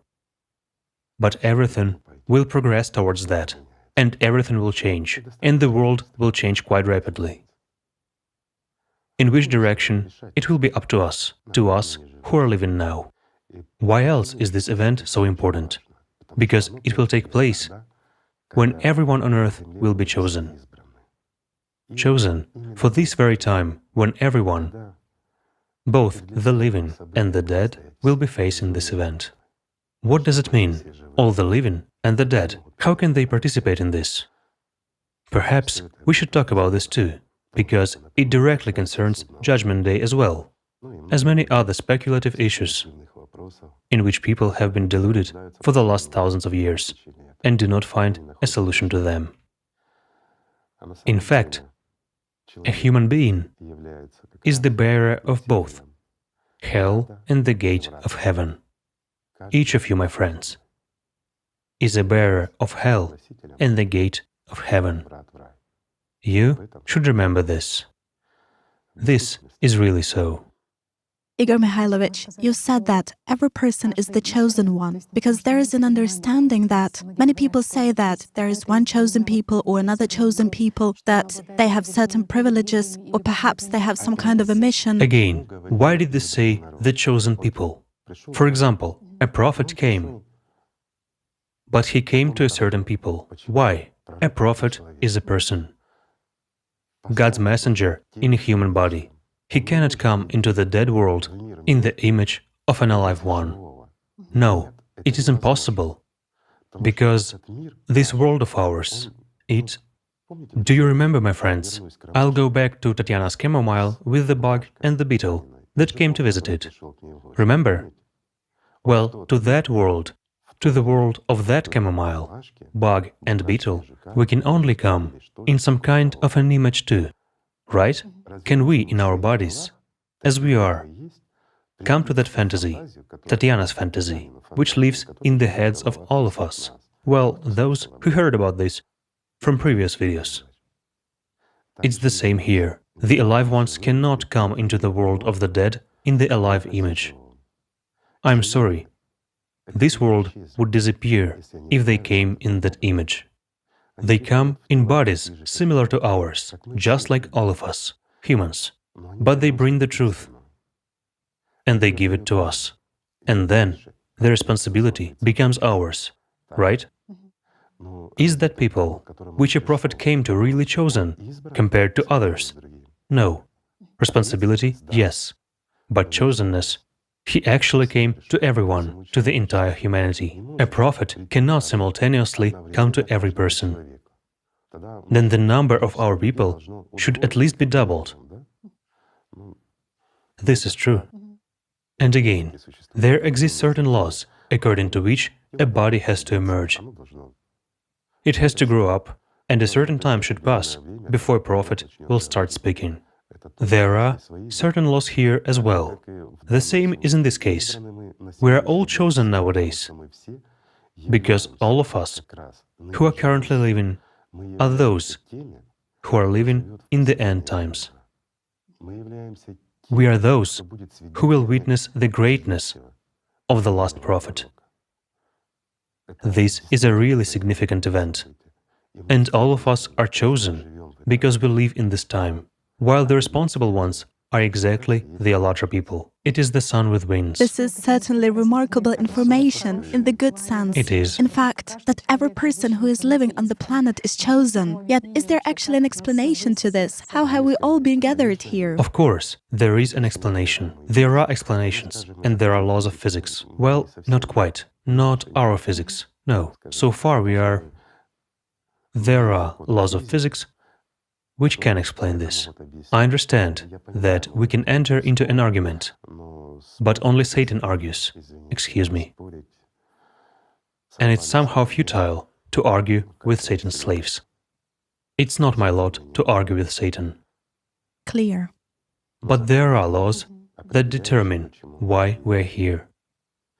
Indeed, everyone who once died but didn't gain life are with us.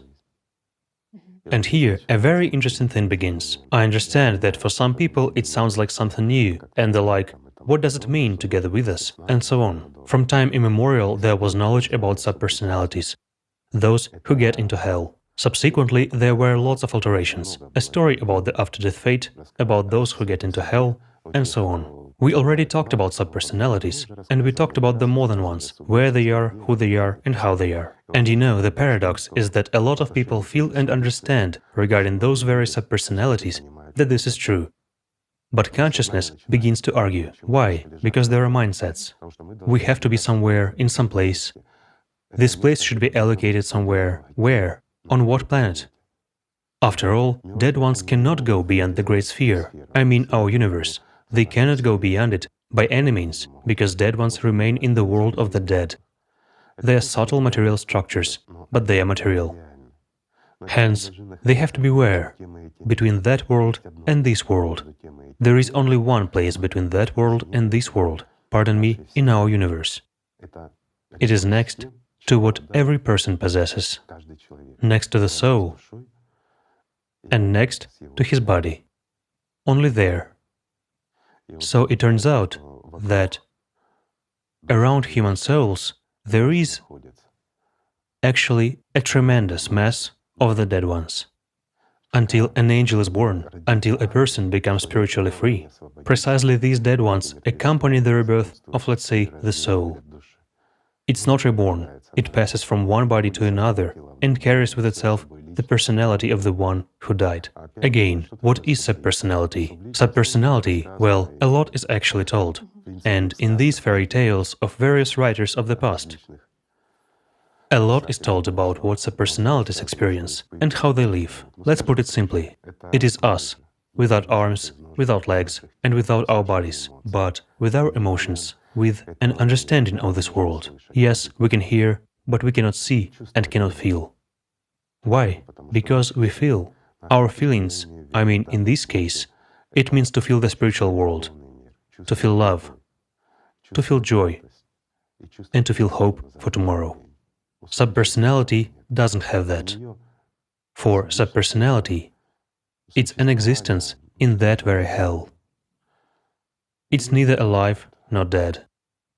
There is torment, emotions, suffering, and everything else.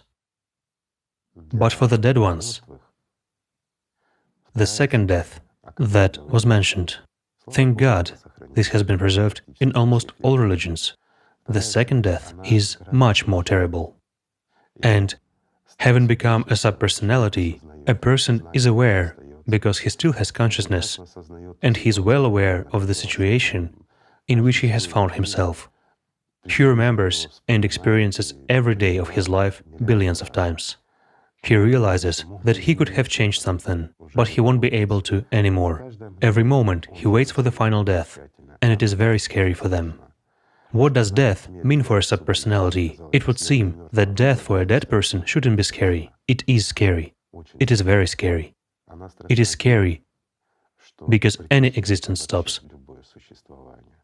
and they feel it. Well, they don't feel it, they sense it, let's say, and they understand that it's inevitable. They will do everything to avoid this fate, because it is scary.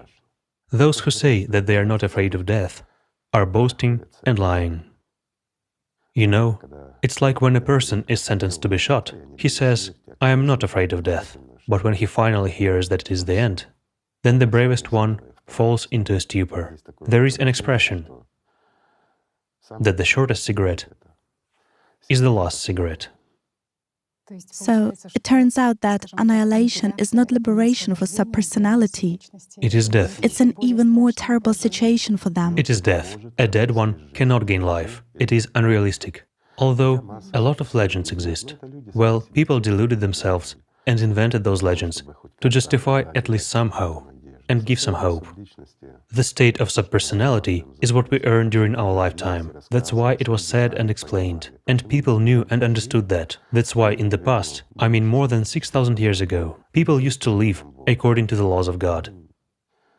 They didn't listen to Satan, because they understood that everything in this world, during this carnal life, is momentary, and there is nothing valuable here. What is valuable here is the time in which we can gain life, eternal life, and enter high society as an equal, to become an angel during lifetime and gain life. That's what is valuable, and that's what is important. And they lived by human laws, as in the creative society, let's put it so. But when the consumerist format came, everything was altered, because this was scary, and this truth broke everything. Knowing this simple truth, a person will never act in such a way, so as to gain death for oneself. It is pointless. People understood, whatever you possess, it's not yours. This is true. So annihilation is possible in two cases. It turns out that it's In two cases, when a person gets liberated spiritually, attains it by working on himself. When a person really gains life, then naturally all subpersonalities that were before him with the soul get annihilated, and he merges with the soul, becoming a part of the spiritual world. This is the only opportunity. Excuse me, these are the laws. They are fractally repeated in our world as well. Therefore, that's true. And you feel it, and you know that not everything is that simple. But afterwards, it was replaced with stories, fairy tales, and we forgot it a little bit. So, when a person embarks on the spiritual path, and really begins his spiritual mature path, the path to liberation, the path to getting out of Satan's slavery, to gaining life, subpersonalities always stand in the way, Against. because it is death for them. This is one of the tests. A person has to step over subpersonalities. A person has to step over Satan. What prevents one from doing it? Subpersonalities spend their last energy just to interfere in consciousness. They cannot reach a human as personality, but they can enter his consciousness. And even when a person is quite mature spiritually, it's enough for him to get a little bit distracted by something material, to invest attention in wrong things, in the material, in the dead, and more than it's needed. Then attacks immediately begin, attacks from the system itself. In other words, thoughts cling to the material, a lot of unnecessary emotions, desires, and all the rest appear in a person, meaning he gets distracted, he is led astray from God. And if we talk about the second option, annihilation, When the second option takes place, it is precisely God's judgment, when it's kind of a common disaster, let's call it so, the annihilation of this world.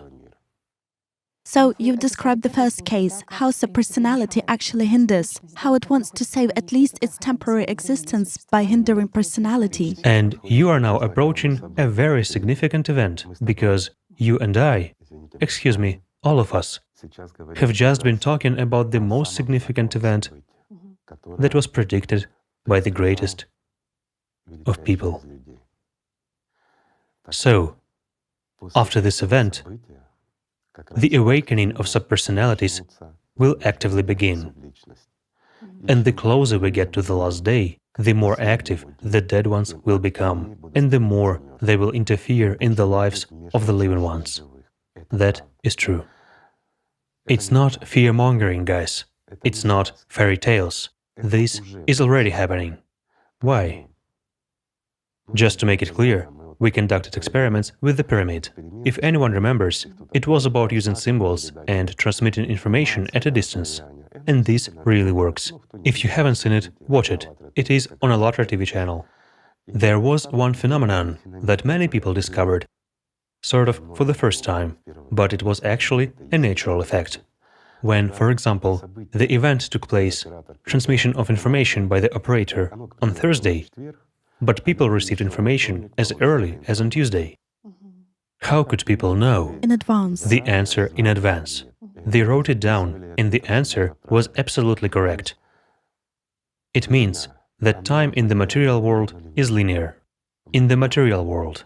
Whereas when we talk about subtle material structures, or go beyond ordinary matter, it is all gathered in one point there. It is different there, different physics, different processes. As for those very subpersonalities, it is subtle material. They feel, understand, and know, because for them it is an event that has already taken place. And the paradox is that over several years, psychiatrists and psychologists whom we know have started asking questions and noting that there are more and more people who complain about sleep problems. Meaning, people have more dreams, active dreams, when they meet their dead relatives and strangers, masses of strangers, who swirl around in their heads. Over the last few years, more and more people have noticed that during the day they have thoughts with images of people whom they haven't seen, they don't remember them. Yes, I understand that from the standpoint of psychiatry and psychology, we talk to specialists, they asked me these questions. And just recently we had a similar conversation, and they try to explain this. It is clear about the year 2020, there is the pandemic. It's a difficult time, mental health is suffering, it's hard for everyone. And that could explain why a lot of such thoughts arise. But what about the year 2019, when everything was calm and this didn't take place? And it's all over the world, it doesn't affect some particular country. It's an effect that is noted all over the world. And it's noted to such an extent that experts have already noticed it. But they asked a question in terms of what's going on. Why do a lot of sick people appear? Those people aren't sick. They are just the type of people who notice the abnormalities which occur. Not all people can notice that. After all, a mass of people will not notice the dead ones, even when they are active. It's natural for them. Well, some faces are spinning around in their consciousness. They talk to them out of habit. Many will be drawn into a dispute, a conversation, and the like. But why will the dead ones begin to attack the living ones? Precisely so that the living ones choose life and not death. Subpersonalities will fight for their lives, and they are already fighting. Is it altruism? It's not altruism. Subpersonality cannot be an altruist. That's why it is subpersonality. It was an egoist during its lifetime, therefore it became dead. But that very annihilation is very terrifying for it. It's the end. It's darkness. Yes, the state of subpersonality is unenviable. It's torment and suffering, but it is life. No matter what it is like, it is life. Subpersonalities understand that they have no chances, but they don't want to die now. They want to die later. After all, consciousness remains the same as we have now. While we always try to postpone what is bad, and we want good things to happen faster, don't we, friends? We do. So this habit remains with us after death too. Therefore, the event which is about to happen is very significant. Does it mean that everyone will actually force us to move in direction of preserving life? You know, if it were more manifested, if dead ones rose from their graves like in movies, came and forced us, Zombie apocalypse. then we would probably move. Right. But when thoughts come into one's head, many people will not notice this. Also, Igor Mikhailovich, in particular, in Islam, it is said that believers' dreams will rarely lie before the judgment hour. Of course, this was exactly said about these times, that dreams will become truthful. Why truthful? This doesn't mean that there will be dreams that will tell you what will happen to you tomorrow. No, they will be truthful in the sense that dead ones will tell you that you will die. And this is true. The time will come, especially closer to the end, when, you know, as they say, whom you recall more often. After all, when we recall a subpersonality, especially if we know its image and name, this should be twofold. The more often we recall it, the easier it is for it. Our remembrance, our investment of attention is like food for subpersonality. So, the time will come when, well, let's say, a little bit of humor. Let's suppose those very Freud and Jung will actually pester psychologists and psychiatrists with their visits, pardon me for the blunt expression.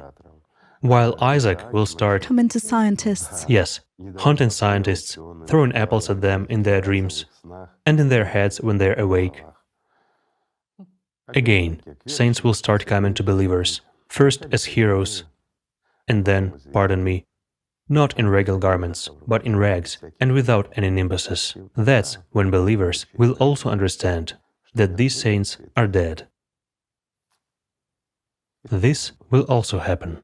Everything will be purified. That is true.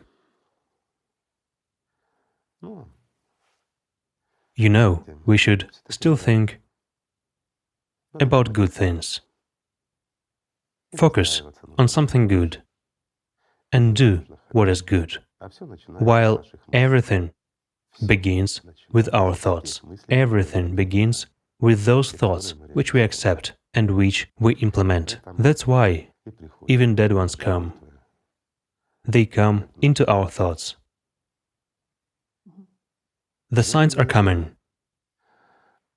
And what will happen is what will be. But I'll say the following. Those who are in God's love are not afraid. Those who are with God in their souls are not afraid, while those who are without God are afraid, because dead ones will cling onto them. This is true.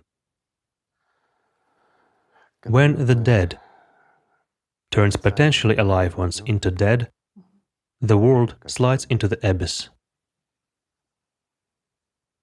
However, we can change a lot, friends. And in this is really our chosenness. The chosenness of today, of these times. We can, if we want to. And do you know what is interesting? We can do it if we find common language with one another, if we begin to understand each other, and if we really want this. Instead of seeing rivals in each other, or envy someone, or something else. Let's just roll up our sleeves, go ahead, and make our world such as we want to see it. But if we don't change anything, it's our choice, isn't it? Then we shouldn't take offense at anyone and blame anyone, including dead ones. They made their choice, but they will help us to survive. The question is only whether we will hear them, despite the fact that for 6,000 years we have been listening to dead ones, and we are living to their dictation. Will we hear dead ones at the end of our time? And will we be able to make the right decision in order to survive and give life even to the dead ones? Everything depends on us, friends, and there are no jokes here anymore.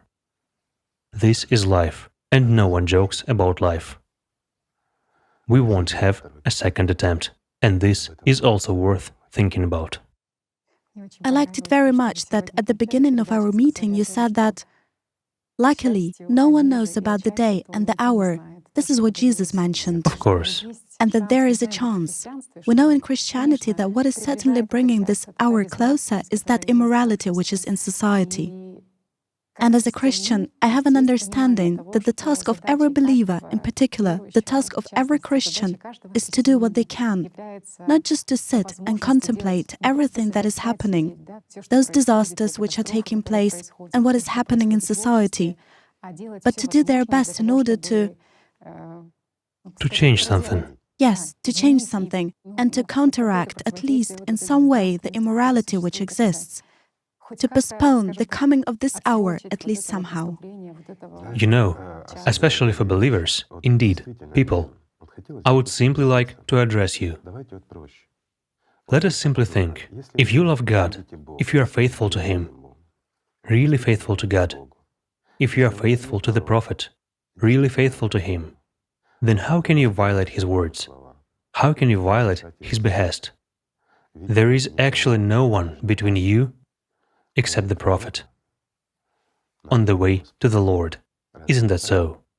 Then why do we listen to somebody?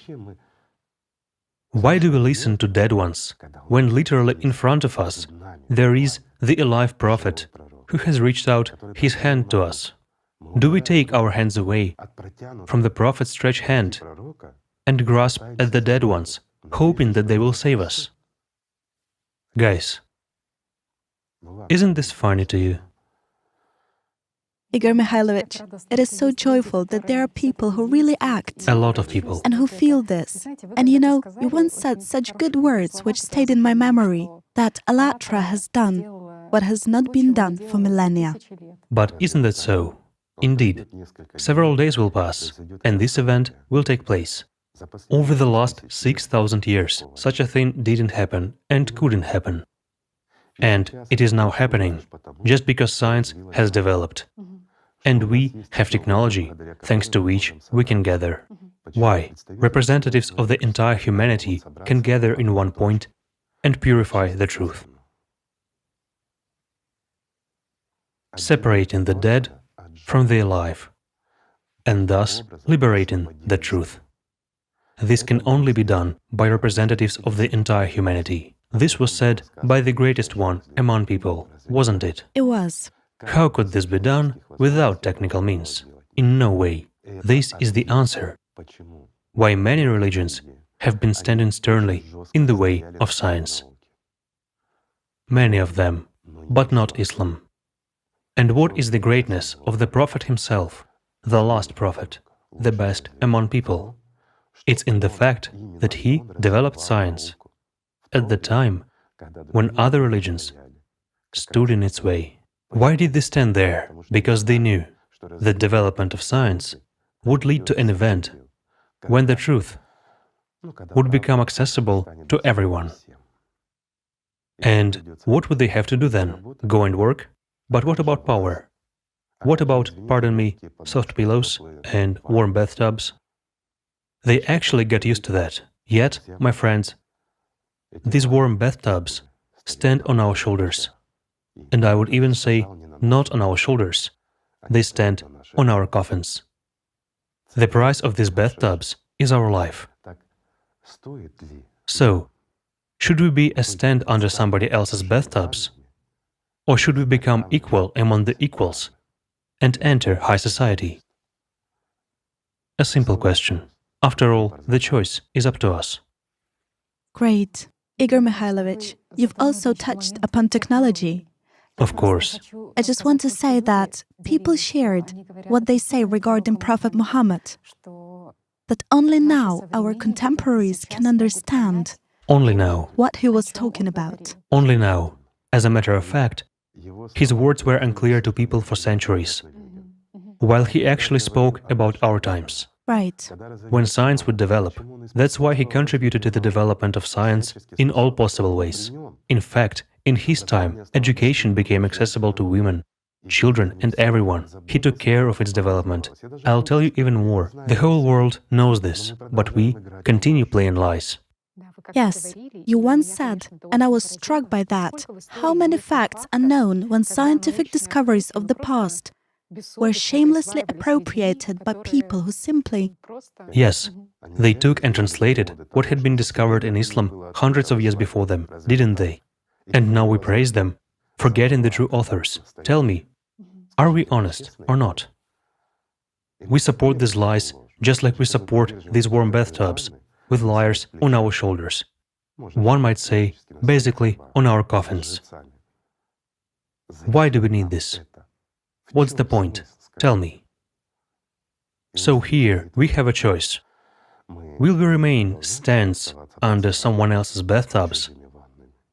Or will we actually reach out our hands towards the stretched hand of our Prophet? A simple question. The choice is up to us, friends.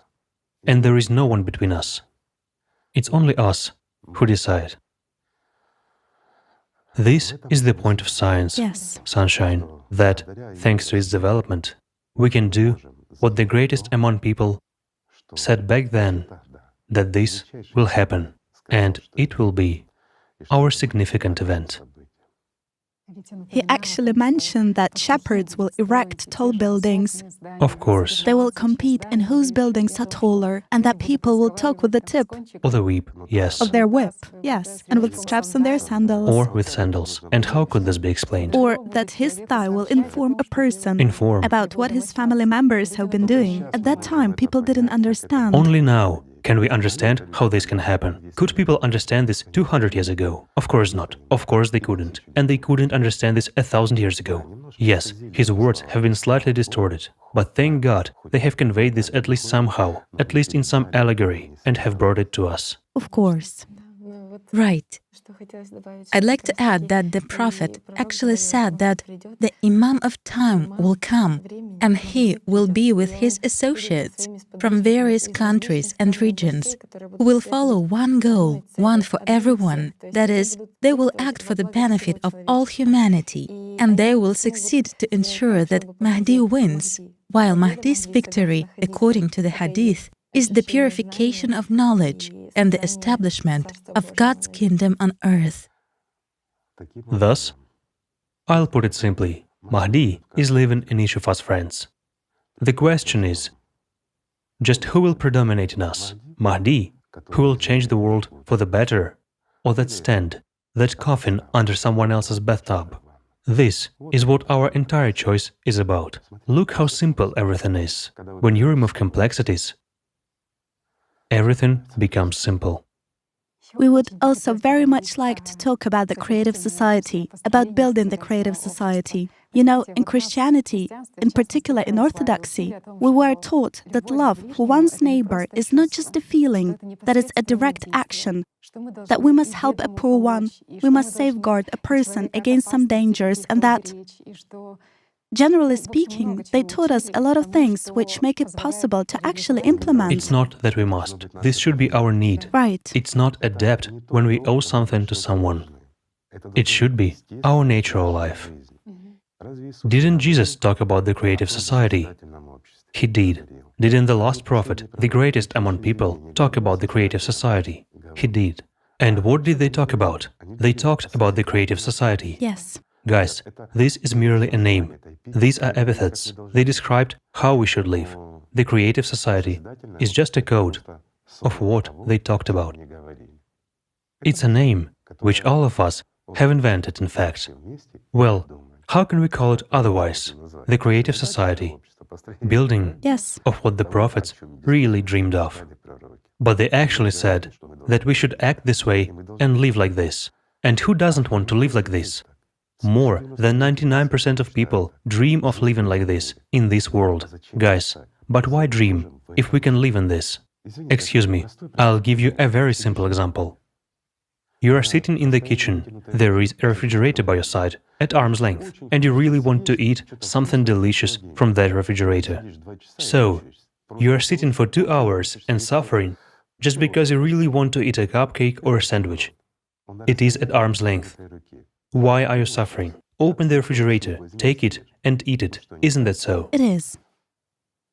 Of course, as an Orthodox believer, as a Christian, I can say that today only in the creative society is it possible to implement these principles of a true Christian and a true Muslim. Okay, yet, what does Muslim mean? Well, I know, let's say, there is a very interesting hadith. When the Prophet was asked who his family is, and he answered that every righteous person is from his family. Everyone who loves God Yes, is from my family. Everyone who loves God is from my home.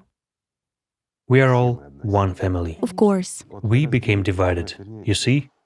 Or rather, Shaitan divided us through those who take a bath on our necks. He divided us into Christians, Muslims. There is this constant struggle, the internal struggle. That very Christianity has been divided into so many branches. Yes. Islam has been divided. What are we talking about? And who divided them? The alive ones, faithful to the Prophet and Allah. Who divided our religions? Who, pardon me, distorted the words of our prophets, and why? To make it better for us or for themselves? A simple question. What were those very prophets talking about? They were talking about the creative society. They dreamed that this world, which they devoted their lives to, imagine the best of us devote their lives to us. Who among you, friends, has devoted your life other than your children? Let's be honest. We devote our lives to our children so that they provide for our old age, and so that we have someone to manipulate and control according to the laws of consumerist times, to show our pridefulness somewhere or something else. Afterwards, when our children grow up and simply stop listening to us, we get nervous, because we forget that our child is a human being, and they have the right to choose their life. Isn't that so? It is. Yet, what do we want? We want to be obeyed and to be heroes. Power. Thus, this power and the pursuit of power by the dead ones got in the way of the truth and humanity. Which the prophets came with. And now, the time has come when humanity can step over this dead phenomenon and come to their life. Isn't that wonderful? Of course, after all, when the prophets came, they came to everyone Yes. and talked about this very message that people should live in love for each other. I have recalled that in Islam. For people to be people. Yes, I recall that in Islam it is said that the most beloved people for Allah are those who are most beneficial to other people, and the most loved acts to Allah the Almighty are those that bring happiness to Muslim. Of course. To do something, that is, to walk with my brother Muslim in his time of need, is more beloved than to stay secluded in the mosque for a month. Meaning, not just contemplating, not just praying, but acting and benefiting each other. Here again, not just praying, because what does it mean to be one-on-one with Allah for a whole month? To be in His love. It is just the same love when you help a Muslim. Yes. Meaning, when you help a person who loves God and not just contemplate. Because again, it is unity with God. Isn't it wonderful? And do you know what the most wonderful thing is, my friends? I just want to say, Now we have shifted to religions a little bit. But the most wonderful thing is that even atheists understand and share what we are talking about. And the most interesting thing is that just a little more time will pass and there won't be a single atheist left on earth in any of the scenarios of our future. Neither in the bad scenario nor in the wonderful scenario for us. There won't be any atheists left. Igor Mikhailovich, thank you very much. I would also like to touch upon Islam again, because in its essence, Islam pursues its goal, basically to put an end to all kinds of oppression and injustice that occur at the interpersonal level, in relationships between people, and similarly at the global level. I would just like to quote one hadith. When Allah's messenger, peace and blessings of Allah be upon him, said, "Help your brother, whether he is an oppressor or he is an oppressed one." But how can I, a person asked, it's all right to help him if he is oppressed, but how should we help him if he is an oppressor, right? Absolutely right. Don't be his hand. Yes. Everything is simpler. You can help him by preventing him from oppressing others. And even more, when people see an oppressor but do not prevent him from doing evil, it is likely that Allah will punish them all. Of course. What does this mean? After all, it is us who are the hands of an oppressor. In this case, the Prophet referred to tyrants who start oppressing people. But they oppress people with our hands, ours. Whom can he oppress? With his own two hands, perhaps his wife, and only if she lets him do that. Isn't that so? If we stop being Satan's hands and tongue, the world will change. How much we all need the creative society. And it is great that in the creative society, we once raised it in one of our videos. It is said that all conditions will be created so that the worst qualities, some bad qualities in a person, will have no chance to manifest. For sure. And this is exactly the implementation of what? They should be eliminated from society. Yes. After all, everything is in our hands. And we can do it all. In the creative society, we should only encourage and do everything for the best human qualities to flourish, while everything that comes from the beast, which is unacceptable, should be eliminated. And everything will be fine, and the world will be beautiful. You know, Igor Mikhailovich, looking at the world we are living in now, you realize that people lack knowledge that the determinant choice is in their hands. Some people believe that everything is predetermined and nothing can be changed in their destiny. They just complain that They kind of blame everything on destiny. This is our destiny. My friends, there is no destiny. If a person is with God, he is totally unpredictable. He simply lives. It is the devil who made a life schedule for his slave. But that is not destiny either. It's a schedule made by the devil, isn't it? It is enough for a person to stop playing with his shaitan and really start loving God, and everything will change, literally everything. And life will change. Because as within, so without. If you are a slave inside, if you live in evil, there will be evil all around you. Again, no matter how you look at it, if you want to change the world, start with yourself. Why? Because you can change a huge part of this world. Isn't it so? Because each of us thinks that he is a huge part of the world. So let's first change a huge part of the world, ourselves. And then let's change what remains, meaning the rest of the world. This is selfishness, friends. Unfortunately, but it is so. Each of us thinks of oneself as a huge part of this world. And by changing ourselves, look how easy it is to change the world. It is a joke, but it is true.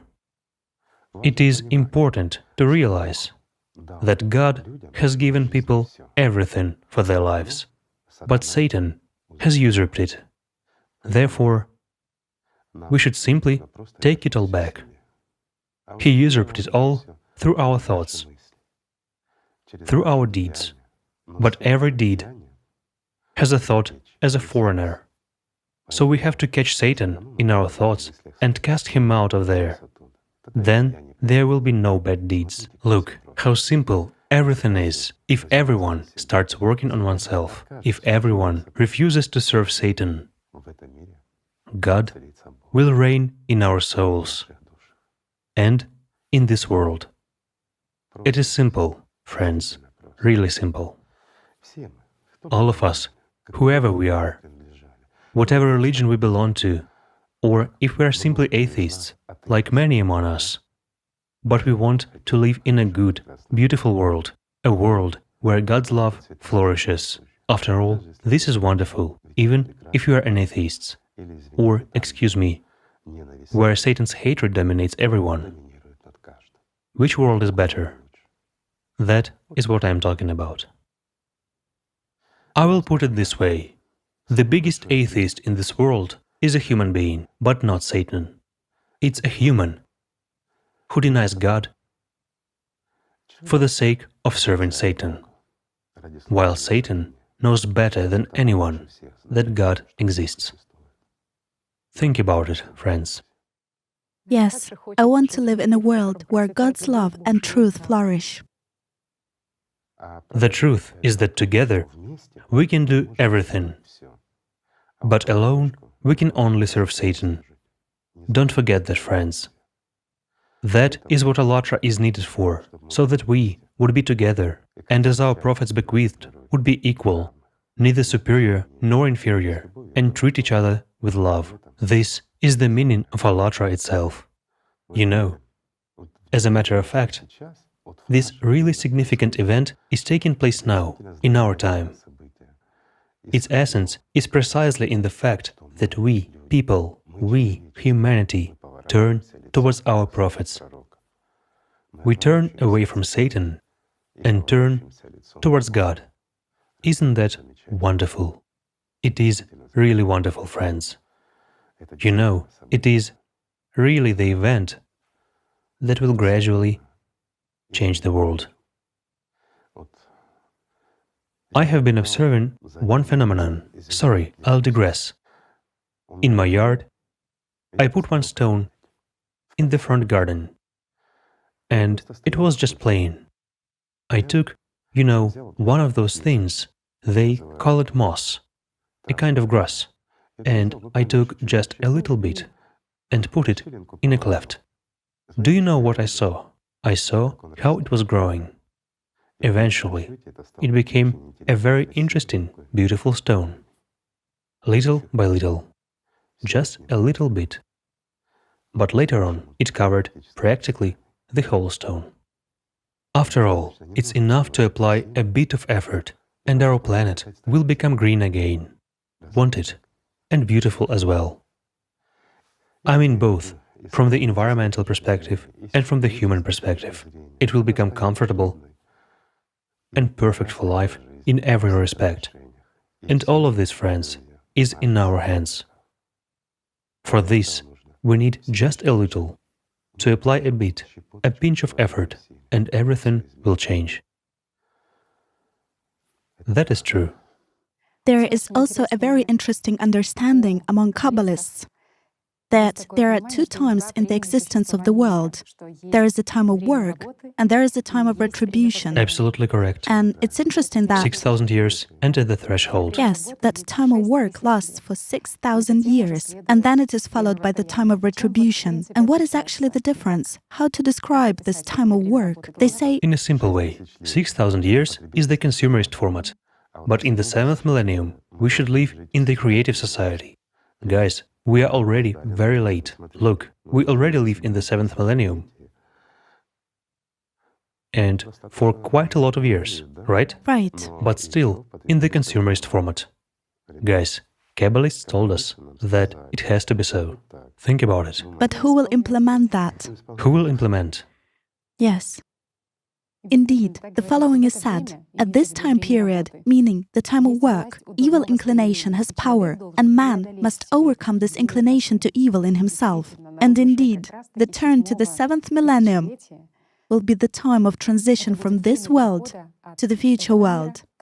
In the future world, man will have a body, but neither body nor any other matter will have power over man. And this is the state the sages refer to when they say that God Most High will fashion wings for the righteous. People will rise above all their material needs. The very truth itself. That's what makes the Kabbalah great. It has preserved the knowledge of the past. That's what makes it great. But we are late.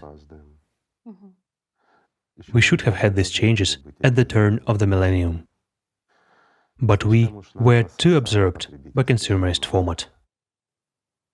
Your words are so memorable when you said that our generation will be either the first generation on the way of civilization development Or the last one. or the last one. You know, everything is fractal in nature. Because if we recall system science, they say that when any organisms or ecosystems or communities of organisms reach some critical point of instability, something happens to them. At the peak of their development, naturally, Yes, such a a moment. point of instability is formed. Yes. Yes, and it is the moment of truth when a decision is made. Either a species transforms or it will be destroyed. So looking... The bifurcation point. Yes. Yes, Humanity has really approached this point, and we all feel this already. We observe it, and there is no time for jokes anymore. We see that indeed, people in the world are as if going crazy. Plus the climate and everything else in the world, the pandemic, all of these things are one on top of the other, and it is really manifesting itself now. critical instability in society, yes. Absolutely. Therefore, one could say... And something has to be done. And guys, why do bad things if we can do good things, right? So it turns out that we, as humanity, are at such a global bifurcation point. Yes. And on our choice. We are facing our choice. And do you know what is interesting? Yes. How did the greatest among people know this so many centuries ago? A simple question. It is worth thinking about, friends. It is interesting when prophecies begin to come true, when history is implemented before your eyes, and when you are a participant in that very prophecy. Isn't it interesting? That is what our chosenness is about. And responsibility. And a huge responsibility. You are right. Therefore, my friends, let's be responsible. Responsible for our own lives. And responsible for the lives of the past and future generations. Let's make the right choice. And just start loving each other. And do at least something good. Thank you for being with us. Thank you. Thank you. Thank you. Thank you, friends.